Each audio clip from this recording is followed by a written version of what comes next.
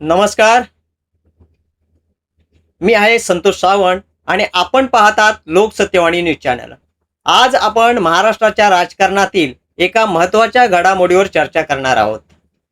उद्धव ठाकरे यांच्या शिवसेनेला सलग धक्के का बसत आहेत? उद्धव ठाकरे यांच्या शिवसेनेला सलग धक्के का बसत आहेत? गेल्या आठवड्यात 6 लोकसभा खासदारांनी एकनाथ शिंदे यांच्या शिवसेनेत प्रवेश केला. त्यानंतर आता 2 दिवसापूर्वीच विधान परिषदेचे सदस्य सचिन अय्यर यांनीही शिंदे गटात प्रवेश केला. प्रश्न असा आहे की केवळ पक्षांतर आहे की महाराष्ट्राच्या राजकारणात मोठे बदल घडत आहेत? लक्षात घ्या मित्रांनो, सर्वप्रथम एक गोष्ट स्पष्ट करूया. कोणताही नेता पक्ष सोडतो म्हणजे तो फक्त नेतृत्वावर नाराज आहे असा निष्कर्ष काढणे योग्य ठरणार नाही.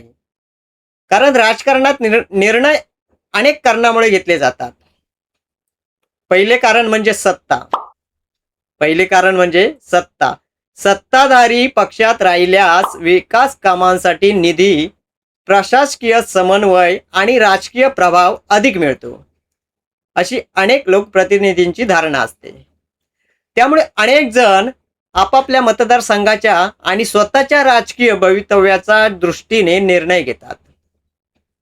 दुसरे कारण म्हणजे निवडणुकांची तयारी.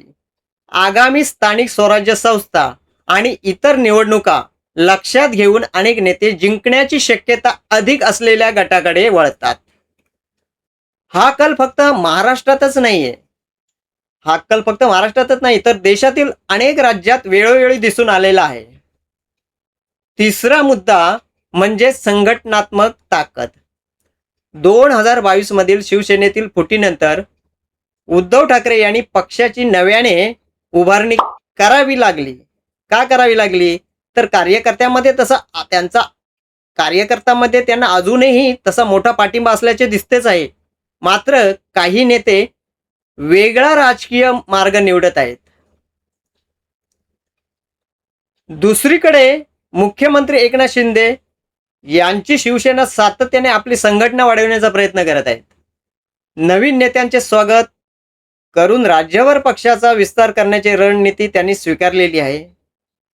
एकनाथ शिंदे यांनी नवीन नेत्यांचे स्वागत करून राज्यभर पक्षाचा विस्तार करण्याची रणनीती तर स्वीकारली आहेच. आता प्रश्न असा आहे की यामुळे उद्धव ठाकरे यांचे राजकीय अस्तित्व धोक्यात आले आहे का?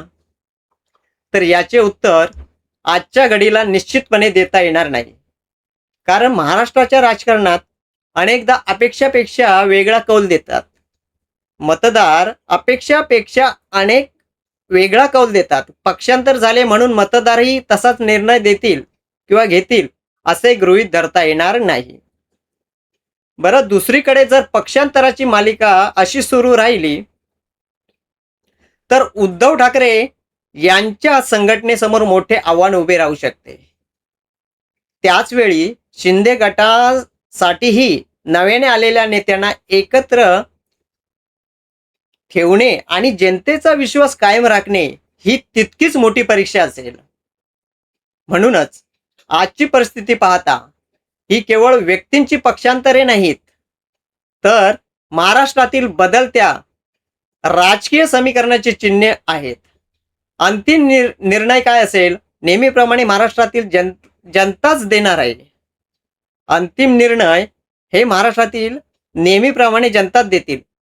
कारण या संपूर्ण घडामोडीकडे आपण जर राजकीय पक्षाच्या चष्म्यातून नव्हे तर लोकशाहीच्या दृष्टीने पाहिले तर आणि तसं पाहणेही गरजेचे आहे. पक्ष बदलणे हा कायदेशीर आणि राजकीय विषय असला तरी त्याचा अंतिम न्याय मतदारच करतात. आता यावर तुम्हाला काय वाटते? ही पक्षांतरे वैचारिक आहेत की सत्तेच्या राजकारणाचा भाग आहेत? तुमचे मत आम्हाला आमच्या कमेंटमध्ये कळवा. आणि व्हिडिओ आवडला असेल तर या व्हिडिओला लाईक करा, शेअर करा आणि लोकसत्यवाणी न्यूज चॅनलला सबस्क्राईब करायला विसरू नका. धन्यवाद. जय हिंद, जय महाराष्ट्र.